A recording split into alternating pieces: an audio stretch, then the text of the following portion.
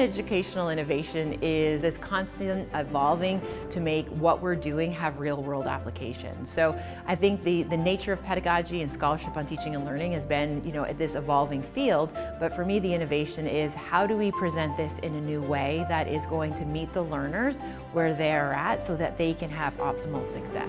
The thing that I enjoy about teaching the most is learning from the students and basically sharing all of these really interesting readings or artists or ideas that I'm thinking about with other people and exploring them further. I love teaching in that I think of it as helping and sharing my knowledge. It's a transmission of knowledge to your students. It's my job to help guide them through the process. You have to come in with sincerity and you have to show them that you're human. I was greatly inspired by the French political theorist and philosopher Jacques Rancière, and what he suggests is that teachers are there not just to disseminate knowledge, say like in a lecture, for instance, and then the students kind of regurgitate that knowledge in tests or essays or something like that. But what he suggests instead is that teachers are there to help students flesh out what they already know.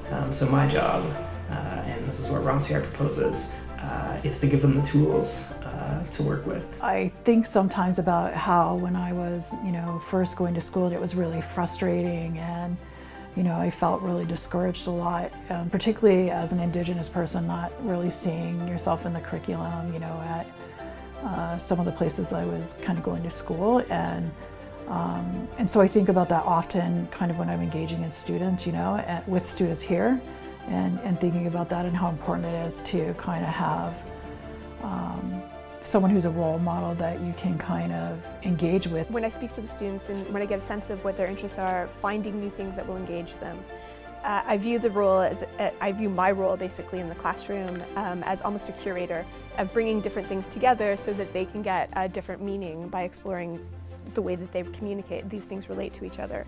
What inspires my work is, as an educational leader, is being mindful of all of the people who inspired me to take on leadership opportunities. And the opportunity I've had to be mentored by some fantastic faculty in my time here at Trent who have taken me under their wing and really help inspire my practice. And I see the value of when we support one another, that we can actually have this collaborative opportunity to advance our practices. In Colonial Encounters, I asked them about the idea of, 5 years from now, what is the most important thing that they would want to take away from the class that they would remember and that they would pass on.